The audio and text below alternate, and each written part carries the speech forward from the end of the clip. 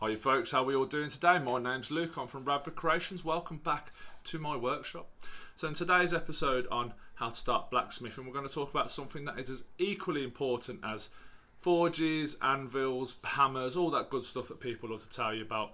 But this is something that gets left out quite often, and that is personal protective equipment, or PPE, and safety. Forging is an extremely dangerous activity, and through even the slight carelessness you can do yourself a very serious injury. So today we're going to go through different PPE that you're going to be needing before starting, and some safety tips that's going to get you forging straight away, and not just forging, but forging safely for you and the people around you. Let's get started, guys. Right folks, let's talk about PPE, or personal protective equipment, and this is specifically to do with forging. We're not really talking about anything else right now. This is just forging. So the most basic part of your PPE is just the clothing you're wearing, and one of the main things is we need to be wearing non-synthetic items, so cotton, stuff like that. Don't wear nylon, like nylon tracksuit bottoms, stuff like that, because if you ever do get touched by a hot piece of steel, that it will melt into your skin, and you know, it'll just get stuck to your skin. You'll end up in the hospital. It's really not what you want. Cotton will just burn away. It'll hurt, don't get me wrong, it's not gonna protect you massively, but it's not gonna damage you more. So on the top, I just wear a t-shirt. If you want to wear a hoodie, whatever, it doesn't particularly matter, as long as you're happy with it getting dirty, dusty, holes being burns, cut, all sorts of stuff into it, like getting covered in all sorts of stuff. On the bottom, trousers, not shorts. Don't have your legs exposed while forging, because if you do get touched on the leg, it will hurt. You will immediately be burned. If you're wearing proper trousers, I wear like old work trousers. It's just because that's what I've got available, but you can wear like cotton tracksuit bottoms or whatever you choose to wear, really. But if it touches your bare leg, you're 100% going to get burnt, whereas if it touches my trousers, there's a 50-50 chance it's going to just glance off and I'll be fine. On my feet, I tend to wear steel toe cap boots or trainers. Depends on how heavy work I'm doing, but the main thing is make sure you're comfortable. They're sturdy shoes and they're fully enclosing your feet. Do not forge in flip-flops or sandals or anything like that.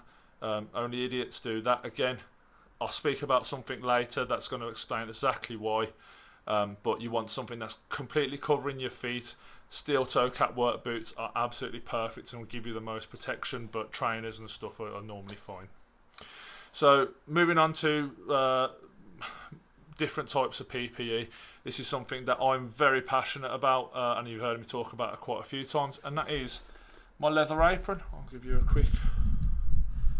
Yeah, this is just a cheap leather apron. You always see me wearing this because I think it is a fantastic piece of equipment that has protected me from many injuries. I've talked about exploding angle grinder discs and stuff, but when we're talking about forging, if I drop a piece of hot metal and it comes back at me, I mean, you hold it in your tongues, if it's a little bit, it just pops out sometimes. It's going to happen, especially when you're starting out. It pops out, and if it comes towards you, it hits my apron. It'll just hit my apron. I'll get a little smell of burning. It glances off, and I go, oh, and I pick it back up and I carry on. If I was just wearing a t-shirt, it hit me, there's a good chance I'm going to sustain a burn for where it hits me. You know, these things are, literally glowing hot. It's going to hurt if it touches just your clothing, and it'll ruin your clothing as well.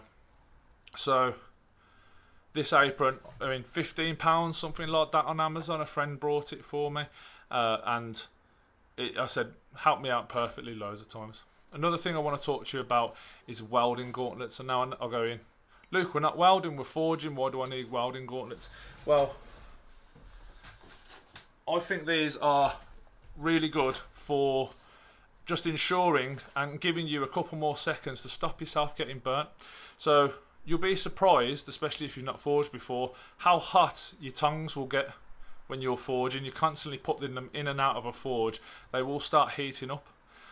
Even if you're grabbing the workpiece, if you've got a long piece of metal, you're grabbing the workpiece. If you grab it too high up on the thing and you grab it where it's too hot, you're going to burn yourself if you're doing it with an open hand. Whereas if you're wearing a welding gauntlet, it gives you 3, 4, 5 seconds, and then you'll start getting really hot, and then you've got a couple more seconds to get your glove off before it starts burning you. And you know what I mean, it's just common sense. You know what I mean, like £10 pair of welding gloves, if you just grab a piece of metal and you grab it at the wrong part, you've got a very serious burn on your hands. Or wear a glove. I always wear it on my off hand. I'm left-handed, so I wear my right welding glove on my right hand, and I have a bare hand on my left because that's holding the hammer. So nice simple way to just stop you getting injured while forging. Another thing we need to talk about is safety glasses.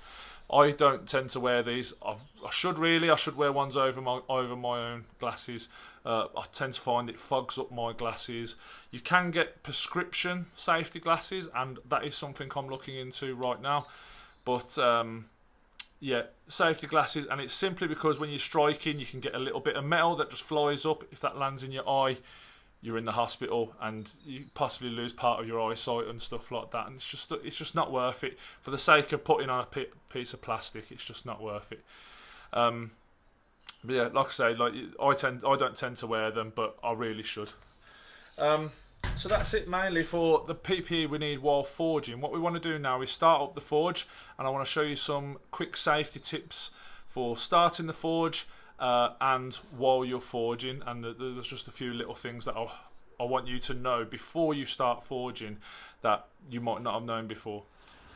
Right folks, I have done another video all about propane forges. In that video I'll show you how to light your propane forge safely, but this is just a quick piece of information which I learnt the hard way, and that is to stand to one side while lighting your forge. And that sounds like a very simple and silly thing not to do, but when you light this forge, there's almost like a mini explosion as the gas ignites, and it comes out, and I guarantee it will come out almost to the end of this table.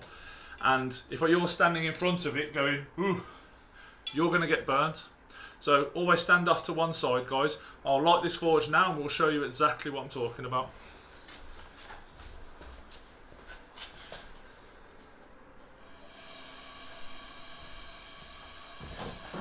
Okay, standing off to one side.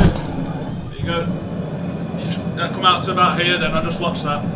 You're standing right in front of it with your head down. Don't do it, you're going to get burnt. Right folks, the next thing I want to talk to you about is something called dragon's breath. So this is where the burners are firing down into the forge and the burn comes out of the forge itself. You can just about see it here, but in good light you might not be able to see it. So if I step in front of the light, there you go, you can see the blue flame just coming straight out of the forge there. This is very dangerous. You need to make sure that you keep your hands away from this. Make sure you're using tongs, even to put cold metal into the forge. Make sure you're using tongs, and yeah, don't get burnt by dragon's breath, guys. Also, think about dragon's breath about in your placement of your forge. It gets very, very hot. You know what I mean? A good foot away from it, so don't leave it next to metal structures, and you know, oily rags, stuff like that. Just keep it away from everything.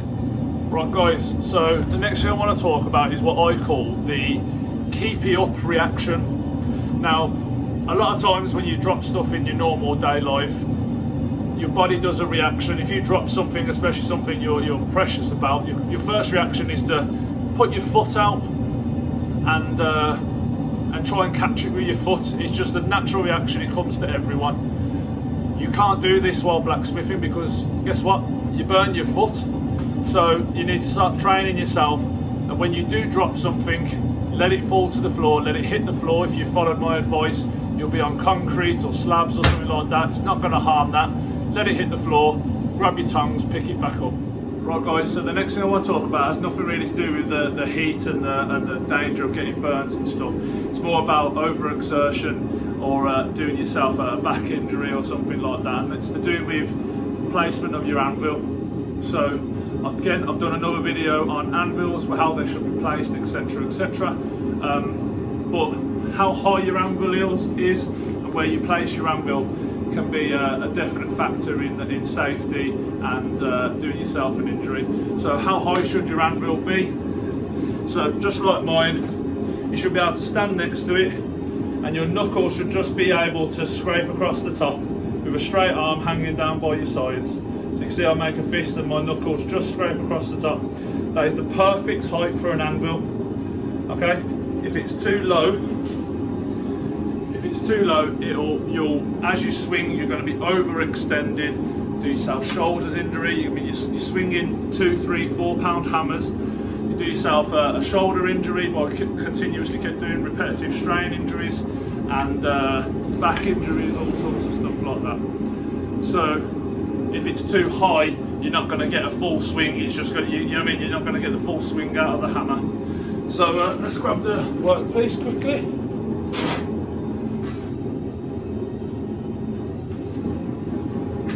So make sure when it's on the anvil, hold the hammer at the bottom of the hammer, let the hammer do the work, and then keep your back straight. Yeah, no bending forwards. If you're doing really delicate work, you can, but when you're doing your main work, back straight. Yeah, nice and simple, guys. Right then, folks, last thing I want to talk to you about is something called black heat. Now, black heat is something that a lot of people don't realise, and it's a very serious safety concern when in blacksmithing. And that is that metal is not just hot when it's glowing bright red, orange or white. It's still hot when it's black. So here is a bit of metal that you can see. It's just sat there like perfectly fine. I've just had this in the forge and it was glowing bright red when I took it out, and now it's been on the side for a couple of minutes. And you might think, oh, that's fine to grab now because it's not hot. Absolutely not. This is still a few hundred degrees Celsius. I'll prove it by it.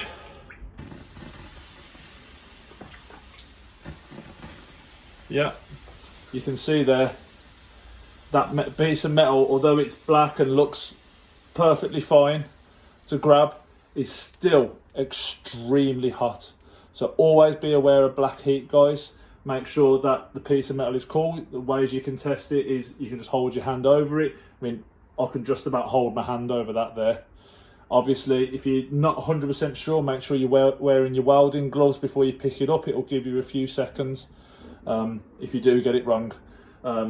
Again, what you can do is just, let's see if I can pick this up here.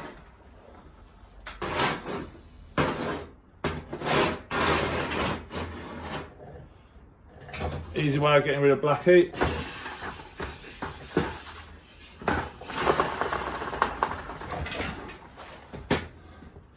Stick it in your water, in your quench tank, whatever you want to use. There you go.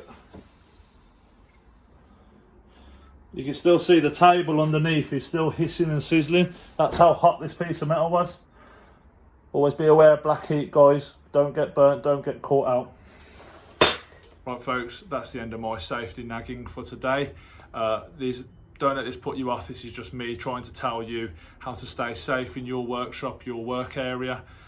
These are little things that people don't tend to mention, and people find out as they go along. So, you know, you've watched this, you've done the right thing. Make sure you've got the right equipment before you start. Stay safe and start blacksmithing. I'll see you next time, guys. Good night.